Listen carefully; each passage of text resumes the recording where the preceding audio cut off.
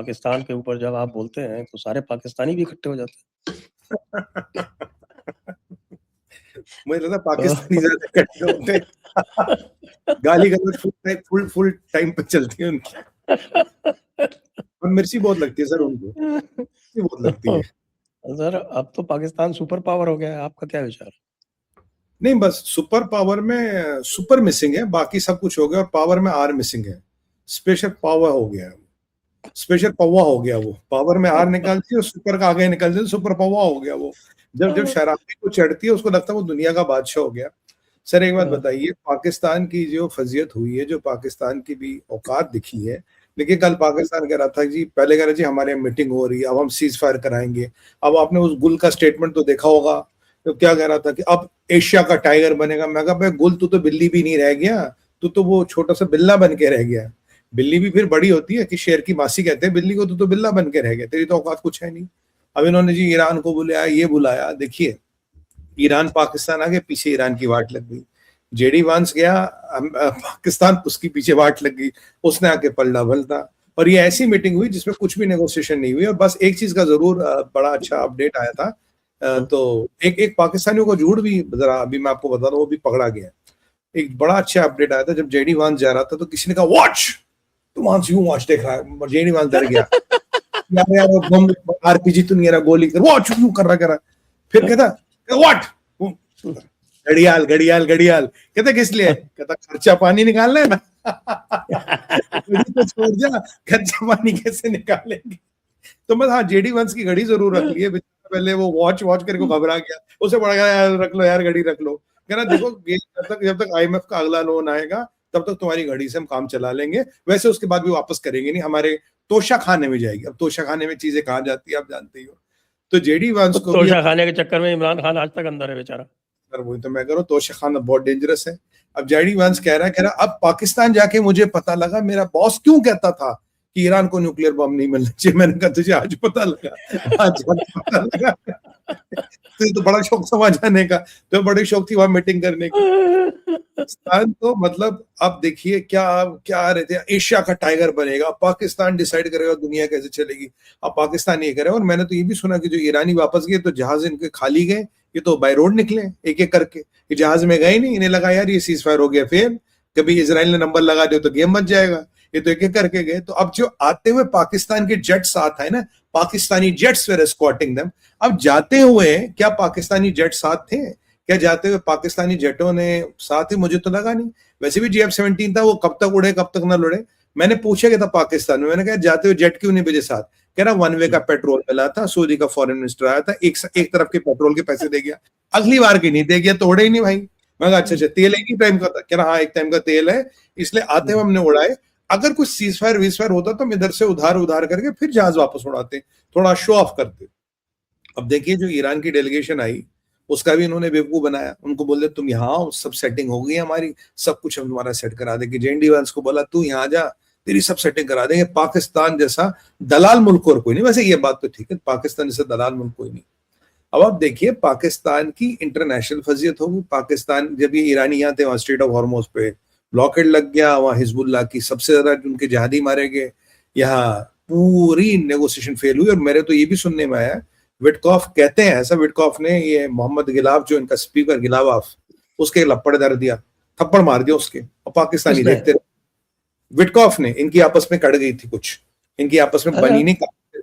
हाँ Turkish media में काफी चला कि उन्होंने विटकॉफ ने उठा के थप्पड़ मार दिया इसको, क्योंकि यहाँ बड़ा एक इंटरेस्टिंग प्रकरण। तो अब क्या हुआ कि पाकिस्तानी कह रहे डील बहुत क्लोज थी, इतना क्लोज थी वो ना, फिर वो डील खराब हो गई है। हमारे पंच मक्कार इंटरव्यू ले रहे थे वहां के एक मक्कार का, यहाँ के पंच मक्कार वहां के एक मक्कार का इंटरव्यू ले रहे थे। इतनी क्लोज डील खराब हो गई, ये हो गई वो हो गई। अवला भाई डील खराब क्यों हो गई? पहले तो झूठ बोल रहे 100%, ये कभी नजदीक आए ही नहीं। क्योंकि कारण क्या था, जो जेडी वांस वहां गया था उसने 18 बार तो ट्रंप को फोन किया, कह रहा 12 to 18 times he called Trump, यानी कि उसके हाथ में कुछ था ही नहीं। अब जेडी वांस जब वापस गया कहता जो लोग वहां आए थे वो बार बार तेहरान फोन कर रहे थे। मैं कहा भाई तू भी तो अमेरिका फोन कर रहा था, तू तेरे पास कौन सा डिसीजन मेकिंग पावर था, वो अलग बात है। अब क्या हुआ कि जो पंचमकारों का कहना था, कह रहा डील फेल क्यों हुई? दो कारण हुए। जब डील चल रही थी, एक तो बेंजामिन नेतन्याहू का फोन गया ट्रंप को, बोला देखो आप हमारे बड़े भाई हो, हम आपके छोटे भाई हो।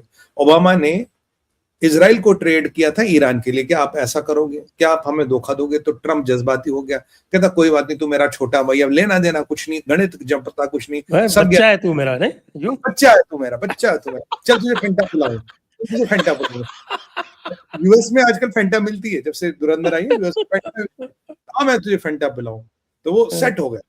अब उससे जेडी को फोन किया था, भाई देख मामला हो गया सेट, वहां से बोरिया बिस्तर पैक करो। आपने देखा जब जेडी वैंस जा रहा था उसके चेहरे की हवाइयां उड़ी थी, मतलब बेचारे ने जी जान की कोशिश की, कुछ नहीं हुआ। तो क्योंकि ट्रंप ने मना कर दिया, तो अब ये जेडी वहां बैठा रहा। अब जेडी यूएस आके कह रहा है, देखो जी वो जो लोग आए थे उनके पास कोई पावर नहीं थी, वो बार बार तेहरान फोन कर रहे थे, मुझे नहीं पता किसको फोन कर रहे थे, अगली बार उनको भेजना जिनके पास पावर हो, वो तो हो गया। अब पाकिस्तान ने एक हवा फैलाई, इतनी क्लोज डील थी, इतनी क्लोज, बस वो निकल गई। अब जो अगराची के ट्वीट देखोगे वो कुछ इशारा कर रहा कि जी पाकिस्तानियों को अमेरिका से फोन आया, हाँ जेडी को आया, पाकिस्तानियों को भी आया।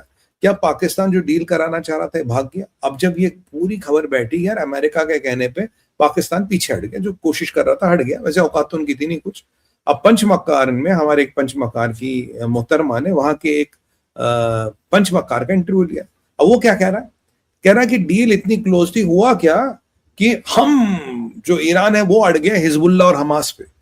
अमेरिकन कह रहे थे हिजबुल्लाह और हमास पे तुम भाई कॉम्प्रोमाइज कर लो और हम ये सीज फायर वहां नहीं करेंगे, डील हम तुम्हारे पास है।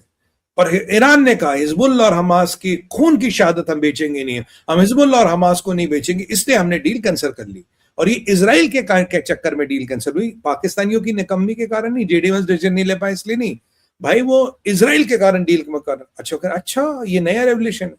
फिर आज पता लगता है इजराइल और अमेरिका, इजराइल और लेबनान की तो बड़ी दोस्ती हो रही है। वो तो कह रहे हैं हम मिलकर हिजबुल्लाह नाम के कैंसर को खटाएंगे। और जो अमेरिका में मीटिंग हुई, लेबनान का प्रेसिडेंट उसका बड़ा समर्थन करा, बहुत अच्छी मीटिंग हुई जी, साथ काम करना है, साथ करना। तो ये जो पाकिस्तान है यहाँ भी एक्सपोज हो गया, तो ये बर्दोगन भी एक्सपोज हो गया। लेबनान तो हिजबुल्लाह तो उनकी छाती पे चढ़ के बैठे हुए हैं। हाँ, तो कोई लेबनान गवर्नमेंट थोड़ी उनकी सपोर्ट में है।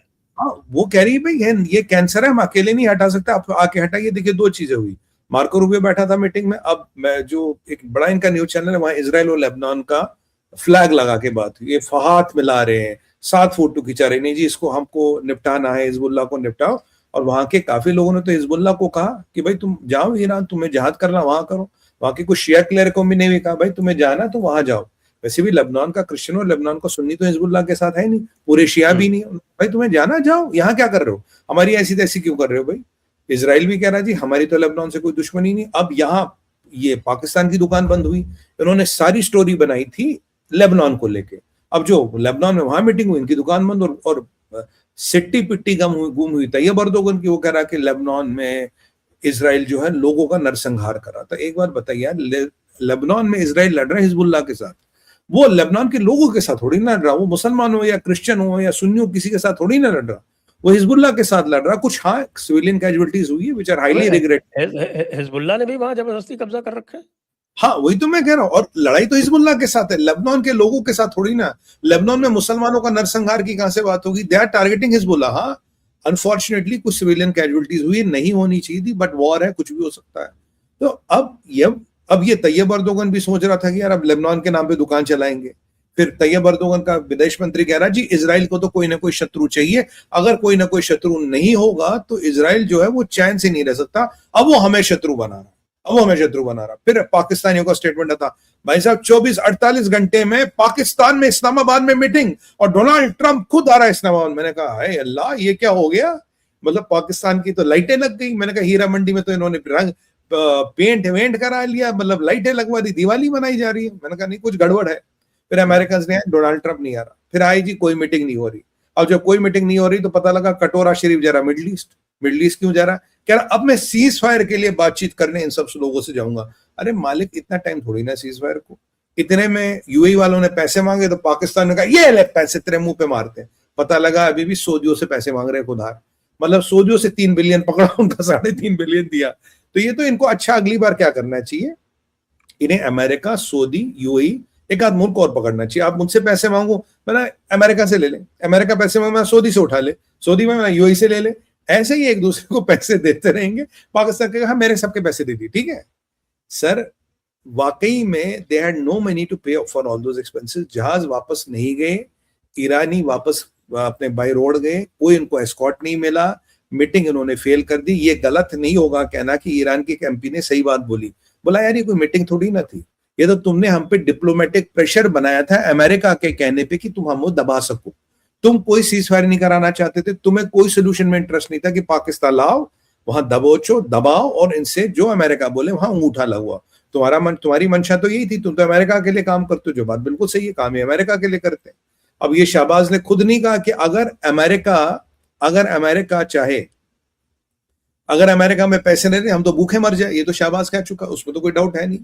अमेरिका का मिलिट्री एड चाहिए, अमेरिका का ये एड चाहिए, अमेरिका का वो एड चाहिए, अमेरिका इनके खाते में पैसे डालता है, इनके बच्चों का अमेरिका का पासपोर्ट है, ये कोई बड़ा गलत बात नहीं है। और ये क्या कर रहे ईरानियों को पाकिस्तान आके मिला क्या? पीछे जितना नुकसान ईरान का हुआ उतना तो इतने पूरे लड़ाई में नहीं हुआ। तो और लेबनान को लेके नो ब्रेक थ्रू, कोई भी ब्रेक थ्रू नहीं किया। इवन अगर ये अगराची खुद मीटिंग के लिए आता, एटलीस्ट अगली मीटिंग की डेट और टाइम तो तय करता, वो भी नहीं हुआ। पाकिस्तान में जितनी फेल मीटिंग हुई है सर उतनी कहीं नहीं हुई। 21 घंटे की नेगोशिएशन के बाद you don't have even one point of agreement. 21 घंटे की नेगोशिएशन के बाद आपके पास एक पॉइंट ऑफ एग्रीमेंट भी नहीं। क्यों? पाकिस्तान का इंटेंशन था मीटिंग को फेल करना, पाकिस्तान का इंटेंशन था ईरान को बलगरा के यहां लाना। और जब ईरान के टॉप लोग यहाँ थे, पीछे उन्होंने अमेरिकन को बोला भाई ग्रीन लाइट है, जो करना कर लो, हिजबुल्लाह को जो करना कर लो। मैं तो कहता हूं, मेरा तो आरोप है भाई, जो हिजबुल्लाह के साथ हुआ उसकी सुपारी पाकिस्तान ने ली, पाकिस्तान ने हिजबुल्लाह की सुपारी ली।